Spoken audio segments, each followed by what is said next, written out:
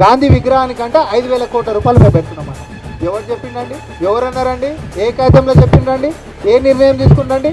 అధికారిక పత్రం ఒకటి చూపెట్టమనండి ప్రతిపక్షాలని. జస్ట్ గాలికి మాట్లాడేసేయడమే. 1,00,000 కోట్ల కుంభకోణం, 1,50,000 కోట్ల కుంభకోణం, 5 లక్షల కోట్ల కుంభకోణం, 6.5 లక్షల కోట్ల కుంభకోణం. ఏం అర్రాజు పాడుతురా లేకపోతే గణేశుని కాడ లడ్డూకి ఏమైనా వేలపాట పాడుతురా? ఒకరి మీద ఒకటి పోటీ మీద వాడి ఈ అవినీతి అనేటటువంటి సంఖ్యను పెంచుకుంటూ ఉత్తగానే గాలికి మాట్లాడటం తప్ప పక్కా ఆధారాలతోటి ఈరోజు అధికార పక్షం మీద రండి అసెంబ్లీలో ఛాలెంజ్ అంటే ఒప్పుకున్నాం. అసెంబ్లీకి వచ్చేటటువంటి ముఖం లేదు కానీ జనాలకు వచ్చి మాత్రం అబద్ధాలు ఫేక్ ప్రచారాలు చేయడానికి మాత్రం సిద్ధపడతాం.